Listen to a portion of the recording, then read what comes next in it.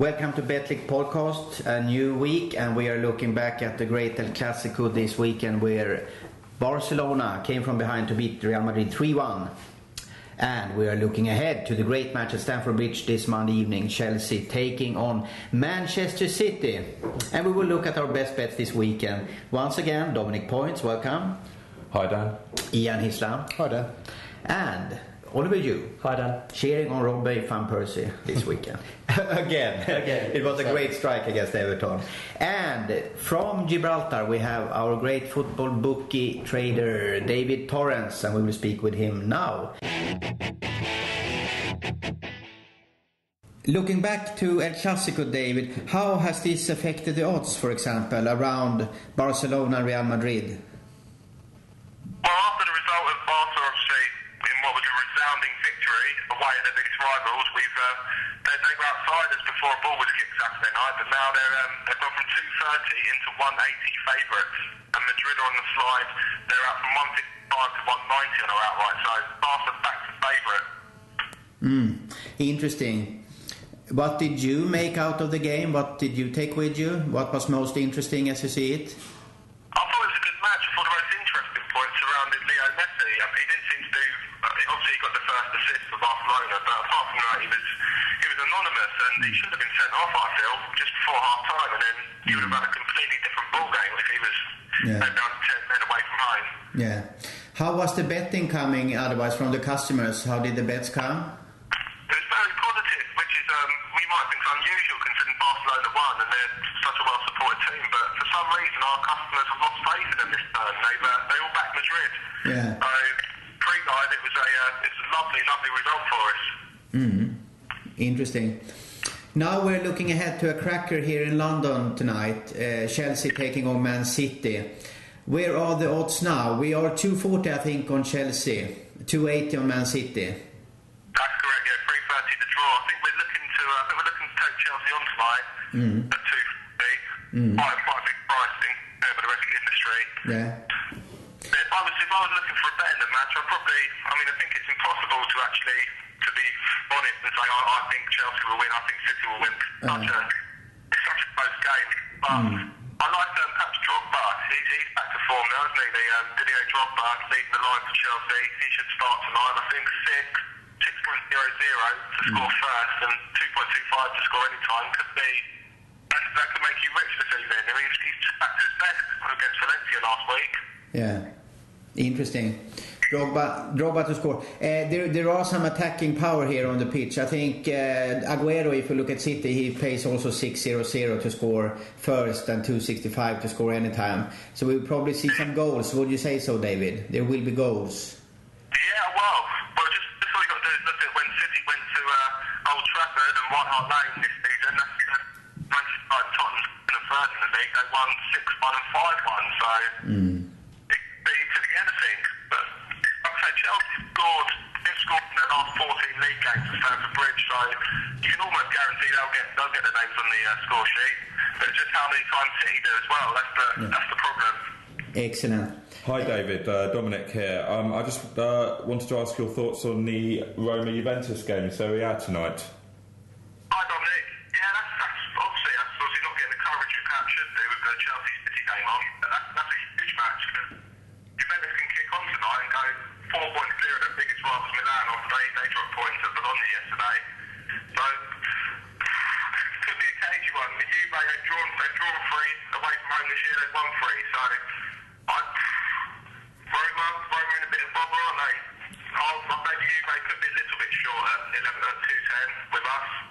Could be a little on the short side. If I had to do anything, I'll probably back the draw. That's 3.10. Sounds good. David, we can early now look ahead to the weekend because we have the odds out for the weekend games. And if you're early now, you can get some really good odds, can't you, if you bet already? Yeah, I like to call it an early bird. If you get in early, you can get some value. And I think Newcastle, they've had some tough games. They've been to Old Trafford, they've hosted Chelsea and Man City, but they picked up 1 point in the last 4 matches, and they played Norwich away at the weekend. They played with 4 fullbacks in their defence. They've got no centre halves at the moment, and I think 4.75 Swansea, who themselves, they've not won an away game so far. They've had some tough ones. They've been to Arsenal, they've been to Chelsea, and they drew at Anfield 2 matches ago, so they're proven on the road. But we'll see. I think 475 Swansea, they're improved all the time against a Newcastle team that it's away at the moment. That's since Tiote was injured last month. But I don't think they picked up 1 point since he was injured, their midfielder. So I think he should still be out, and Swansea put an upset at St James's Park. Yeah. Interesting. Swansea, one of the newcomers who are flying quite high in Premier League. Interesting stuff. Great stuff, David. We thank you and wish you a great day and evening in Gibraltar, and we talk soon again. Yeah, lovely to chat to you, Dan. Take care now. Take care. Interesting to hear David talk about Swansea there. They won this weekend again. And Norwich is also doing well as a newcomer. It's really tight at the bottom of the table. We will not speak so much about that now, but it's just interesting to see from the weekend what is happening here in Premier League on the lower level of the table. It's really opening up, and you see teams like Bolton struggling a lot with Blackburn, of course. So here it will be intriguing to see eventually in May which 3 teams that will drop out. Yeah. It's the same as in the top. So Premier League is really taking, over again, I think, in the football world, I would say, as the by far hottest league in the world. Well, the bottom is really interesting. I mean, there's an amazing stat about Bolton. Bolton have lost 17 of their last 20 Premier League games, I believe, which is just incredible. And it's incredible how little pressure Owen Coyle's coming under. I think he's been unlucky with injury this season. I mean, his 2 best midfielders are probably Holden and Lee. I think Holden played a couple of minutes this season at some point. He broke down again.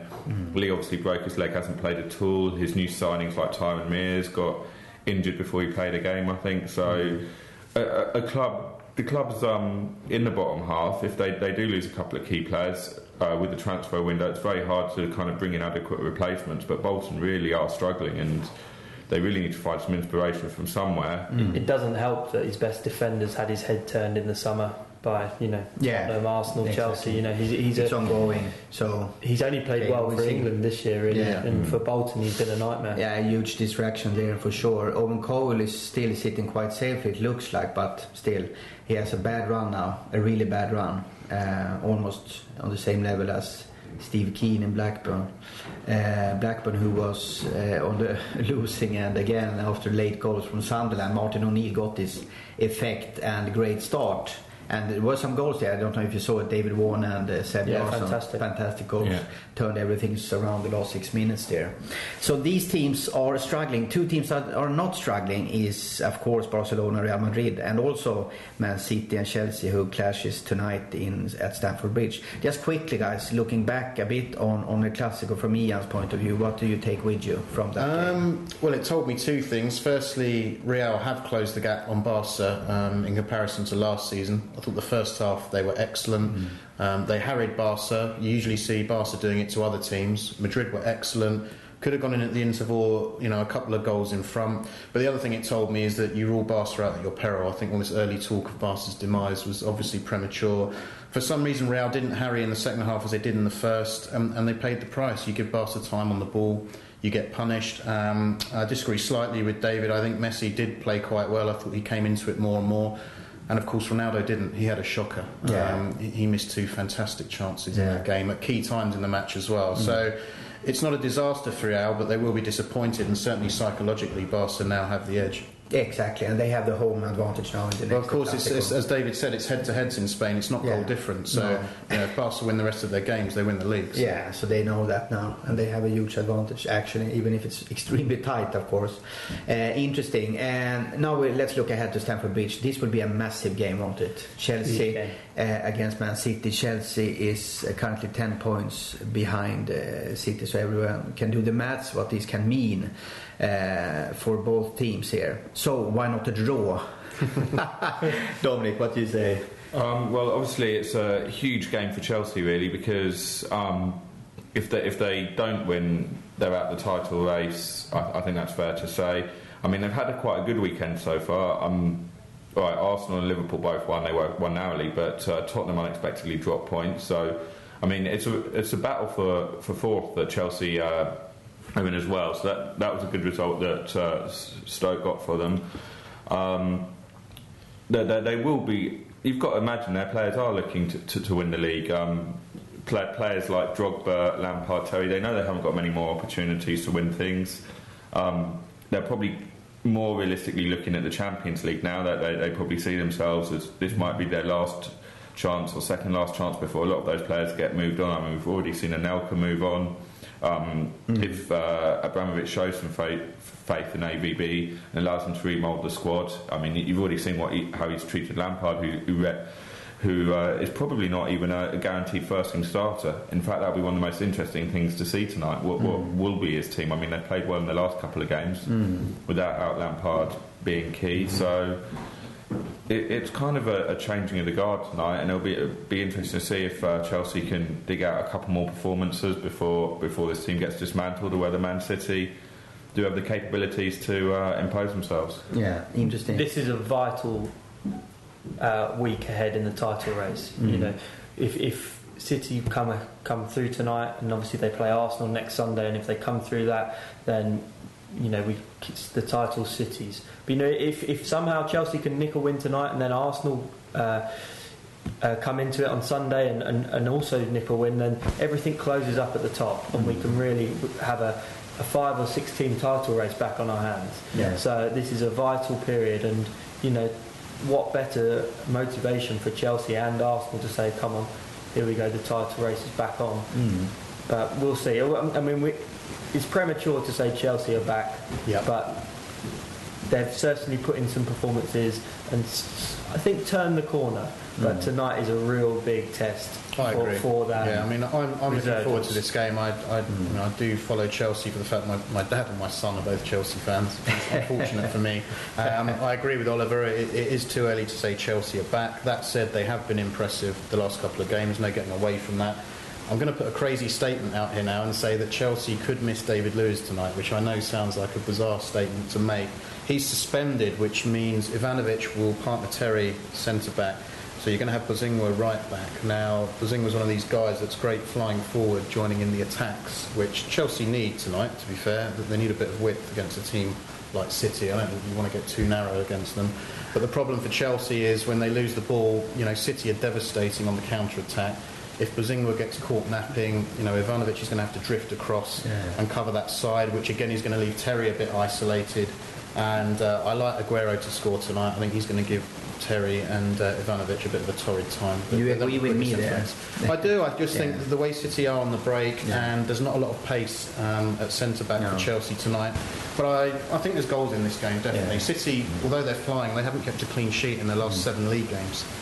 So I fancy goals, but I don't know. I'd be laying Chelsea, to be honest. I just think City have got so much about them.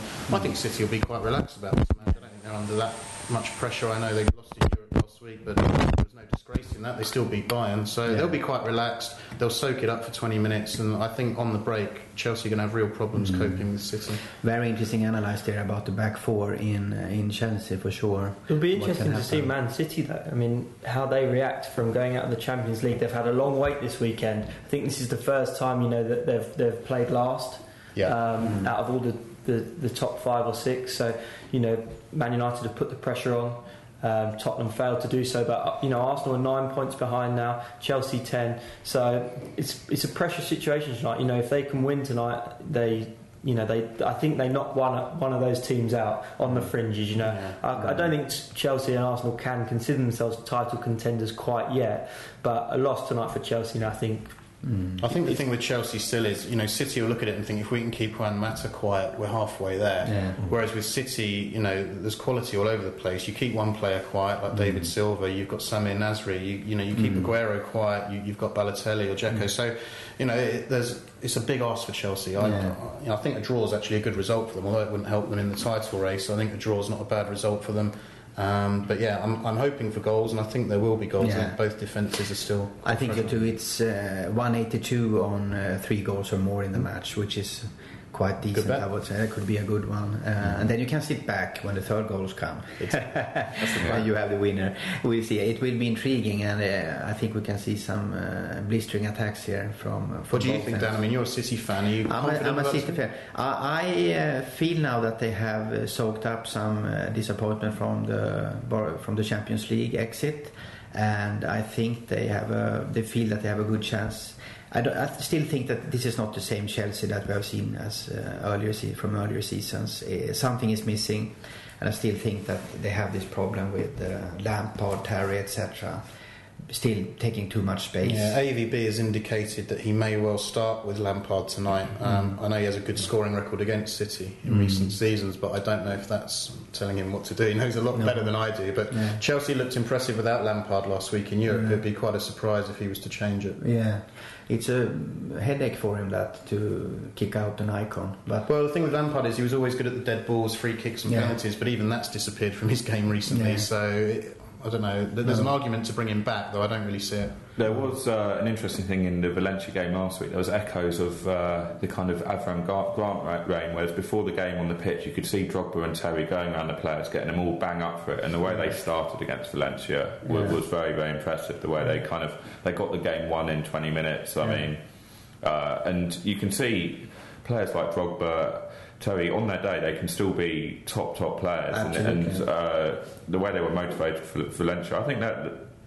Chelsea will be relishing this opportunity to show what they're up to. I mean, they seem to have won an argument with AVB that they played a slightly different system against Valencia. They weren't playing quite such a high line, they were playing more the old way that they've kind of, these players have grown under Mourinho, and you can see why the pressure. I mean, I don't think, well, yeah, I know Mourinho didn't lose a home league game whilst he was at Chelsea, and they've lost 2 of their last 3, I think, in the league, and then they lost to Liverpool at home in the Carling Cup. I mean, Stamford Bridge is no longer quite the fortress it was, so I agree with Dominic completely. I think the first 20 minutes is key here. Chelsea will start like a train again, and if they grab a goal, you know, that they could build on that. But City are very, very good. If they can soak it up for 20 minutes, once the game pans out tactically and City start hitting on the break and giving Chelsea problems of their own. So the first 20 minutes are key. I think if it's goalless after 20 minutes, City fans will be quite happy with that. Yeah, this could be the first night that City are put under pressure, and we'll see how they react. Because I don't think they've been,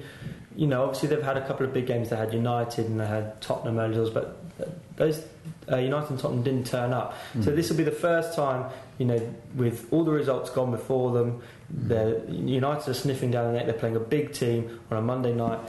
It'll be telling tonight. It will really be telling. And if City come away with something, maybe we can talk tomorrow about them being champions elect. But I think after tonight we'll know a hell of a lot more about both teams. Sorry, it's a huge month for City. If you look at it, I mean, they've got Chelsea, then they've got Arsenal, and then straight after Christmas they've got the Manchester United in the Cup, the FA Cup, and then in the League Cup they've got the semis against Liverpool. I mean, they're all big games really that they're going to be looking at, and then if they do start dropping points, and the pressure's just going to build on them. I mean, Fergie and the media will just start building the pressure, saying, is this Man City team ready for it? And they'll be without Yaya Toure, of course. Exactly, yeah. He's one of the most important players. Arguably one of their only sort of winners. You know, they've brought in world-class players. If you look at a lot of like Nasri, Clichy, David Silva at Valencia, I mean, they've not really won a lot of trophies, you know, as individually. I think so as a team it's going to be... I think Touré's been excellent this season. Obviously we look at players like Aguero and Silva because the exciting way they play, obviously they are world class players, but I think Touré's key for them as well. Absolutely. He's been superb. Box to box, and he can really manoeuvre again. He's arguably the one person that's got. But I said that when they bought him that this would be a key signing. He's a sort of player Chelsea could do with. Yeah, exactly. He's got those Champions League titles. He's got those La Liga titles on his CV. But you know, the likes of Dzeko, Aguero, they're all top world class talents. But they came from, you know, lesser clubs who are maybe not challenging for the title. So I mean. But the FA Cup was a good stepping stone for them last year. You know, a lot of them got the winning feeling. But in a league title race, I think tonight is a really big, probably the biggest game we've had of the season. Yeah, it could be in the title race. It could be very, very decisive for Chelsea. I just hope tonight we get a decent refereeing performance. I just want to touch on that. We've had some really shocking performances by the officials this season. Foyer was involved in We saw it again yesterday. I just need to bring that up, the classic Harry Redknapp quote from after the game. It was brilliant when he said that something in this line, but there's one word here that sticks out. He said that when the referee comes home in the evening and he sits in front of the telly and his wife is doing him a bacon sandwich, he will realize, blimey, what have I done? Okay, so where were the bacon sandwich coming from? I don't know, but it was questionable, the refereeing there. He had a point, to be fair. It was a terrible performance by Foy yesterday, and Tottenham can feel aggrieved. But as I say, it's not the first time this season, and unfortunately it probably won't be the last. But hopefully that won't be making the headlines tomorrow. We'll be talking about the football. Yeah, exactly. But it will be very tough probably, so it's good to have a referee who allows some, on the level. Yeah, so we get definitely flow in the match and, end-to-end action, hopefully. So what's the bets here? I go for over 3 goals, 182. What is Dominic's view on Chelsea, Man City, bet-wise? I think the draw maybe at 3.3. I think there'll be goals, but I've got a feeling perhaps if it's a draw kind of later in the game, both teams may be willing to settle for that. I definitely think City could perhaps be happy to settle for a draw from this fixture. Chelsea possibly as well, but I quite like maybe the 2-2 at 12 times the money is possibly a scoreline that would interest me. I think a high scoring draw maybe. 3.30 on the draw or 2-2 pays 12 in odds. What is Ian Hislam's view? I'm just going to re-mention the bets that I've done on this week's Betclic TV video, which is draw or City, which is 1.55. I think it's a good game to lay Chelsea in. I'm not quite sure the revival is quite as great as people seem to think it is, and quite frankly City are the best team in the Premier League. I think it's very rare you'll see 1.55 on the draw or City in any game. Double chance. And the other tip was Aguero to score at any time, which was 2.25. Touched on that earlier with Chelsea's defensive problems tonight and the pace Aguero's got and the service he's likely to get. Silva, Nasri, Toure. I'd be very surprised if Aguero didn't get on the score sheet. He's a big game player. He's scored at Arsenal and United already this season. So I think 2.25 to score any time is a nice price. You can fit him. And you who listen, you should really check out Ian Hislam at Betclic TV. He has some great tips there for you. We have it on the YouTube channel, Betclic UK. You had a good weekend, didn't you? We did, yeah. We Swansea and Sunderland left it late, but it was a good week. Excellent. So, Oliver Yew, what's your bet? I'm going to go with Dom. I'm going to go for a draw at 3.30. And I think maybe a little sniff on Didier Drogba to score the first goal at 6. So City coming from behind. But so a draw and have a little go on Didier Drogba to score the first goal. So it's few who thinks that Chelsea will take something here tonight. I think so, yeah. You can never rule them out if they can grab an early goal, as I said. It's just, even if they take the lead in this game, I think keeping City quiet, no one's been able to do that this season. They have done that quite a lot of times this season, actually.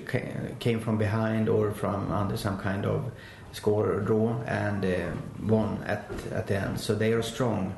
Quick word about the keepers as well. Joe Hart's been superb this season. Petr Cech, you're never quite sure what you're going to get. He's world class 1 minute and flapping about the net. What's happened with him? I mean, is it because of the back four is less reliable, or is quite possibly? Quite possibly. I don't think he's quite been the same player since his injury a few years ago, if I'm honest. I certainly think that the back four hasn't been as settled or as reliable as it has in the past. He's facing a lot more shots per match than he has done previously, I would imagine.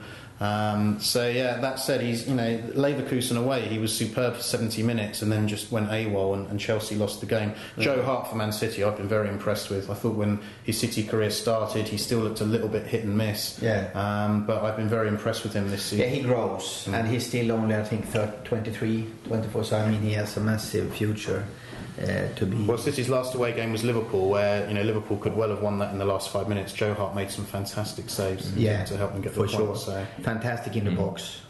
He's great shot stopper, but also the other areas of his game have improved as well. So it'll be interesting to see how the keepers. They'll both be busy tonight, I think.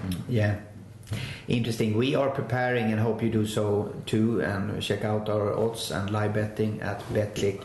Chelsea Man City kickoff 9 p.m. CET. Thanks guys, thanks Dom. Thanks. Thank you. Thanks Ian, thanks Oliver. Thank you. And good luck with your bets out there. Thank you.